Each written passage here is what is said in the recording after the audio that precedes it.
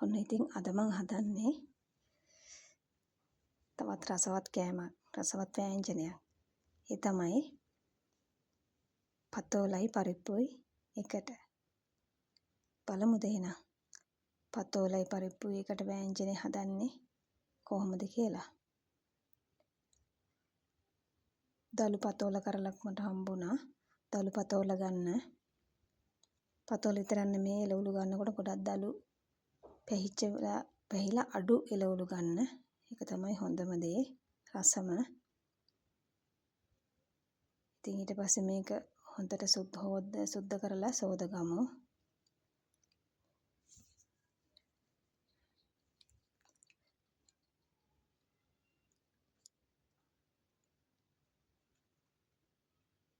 මේකට මම දානවා අමු මිරිස්, පීලූණු, කරපිංචා, රම්පේ සහ සුදු ලූණු.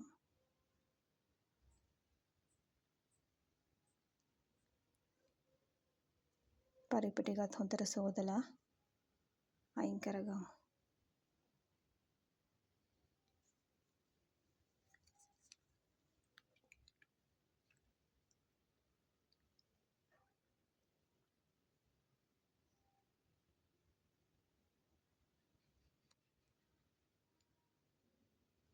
ඊට පස්සේ පතෝල ටිකත් කපලා වෙනම භාජනයකට අපි අයින් කරගමු.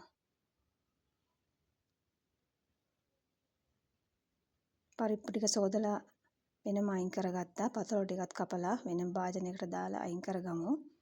ඊට පස්සේ මේකට අවශ්‍ය ව්‍යංජනයට අවශ්‍ය බීලූණු ටික කපාගමු, සුදු ලූණු කපාගමු, අම්මිරිස් ටිකත් කපාගෙන ඒවත් වෙනම අපි භාජනයකට අයින් කරගමු.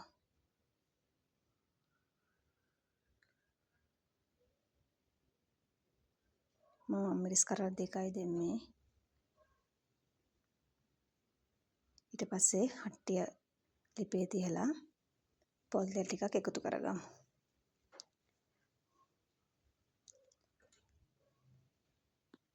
මම ඒකට කපාගත්ත බීලූණු ටික, සුදු ලූණු, රම්පේ, කරපිංචා සහ මිරිස් ටික එකතු කරගමු. ඊට පස්සේ මේ විදිහට පොඩ්ඩක් කලවම් කරගමු. බැදින්න ඕනේ නැහැ. දැන් තෙල් රත් වීගෙන ඉන්න හොඳට. ඊට පස්සේ මම මේකට එකතු කරගන්නවා මිරිස් කුඩු. මිරිස් කුඩු පොඩ්ඩක් වැඩිපුර එකතු කරගන්න. අඩුවට මේ සැර අඩුවෙන් ඕන නම් අඩු කරන්න පුළුවන්. මම මේ ව්‍යංජනේ හදාගන්නේ පතෝලයි පරිප්පුයි ටිකක් සැරට.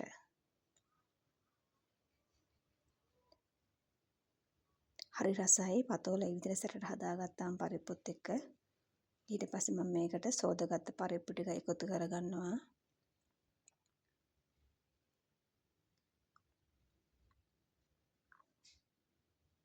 ඊට පස්සේ මේ විදිහට කලවම් කරන විදිහට හැඳිකා ගමු.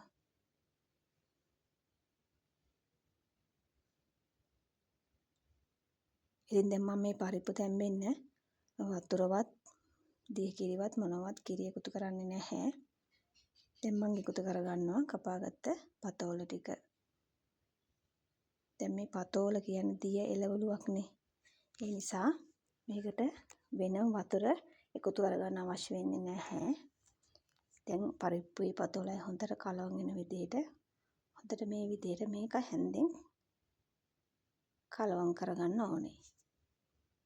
හොඳට කලවම් කරගෙන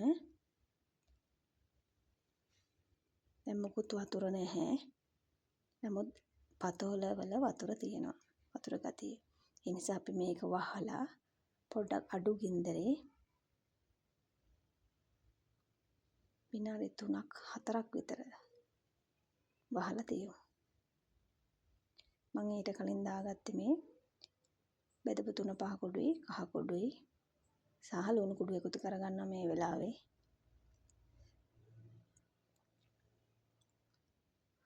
ඊට පස්සේ නැවතත් අපි මේක කලවම් කරගමු.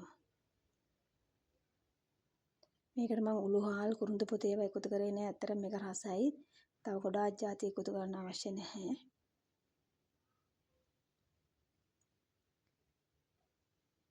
ඊට පස්සේ අපි විනාඩි 4ක් විතර මද ගින්දර පොඩ්ඩක් අඩු කරලා මේක වහලා තම්බගමු.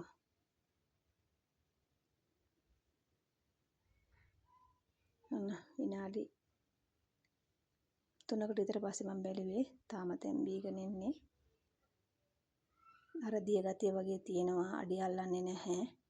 ඉතින් පරිප්පු තැම්බෙන්නේ පරිප්පුයි පතෝල් ටිකයි මේ විදිහට මේ තම්බ ගන්න අපිට පුළුවන්.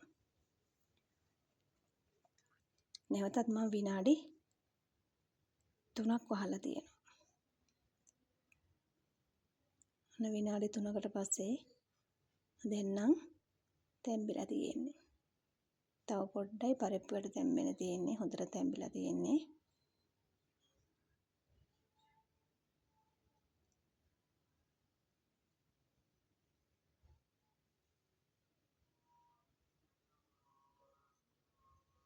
ඉතින් දැන් පුළුවන් අපිට උකු පොල් කිරි ටිකක් මේකට එකතු කරගන්න. මෙන්න මේ විදිහට උකු පොල් කිරි ටික එකතු කරගෙන කිරි ටික පැහෙනකොට අපිට මේක පිඹා ගන්න තියෙන්නේ. මේක හොඳට කිරි ටික කලවම් වෙන විදිහට.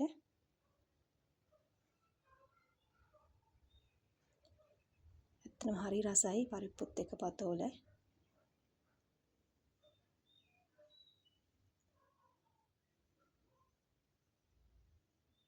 ඔයගොල්ලන්ට ඉතින් හොදි අවශ්‍ය නම් ඔකු කිරි ටිකක් පොඩ්ඩක් වැඩි කරගන්න මේ අවස්ථාවේදී. මම මේක හින්දලා වගේ තමයි හදාගන්නේ.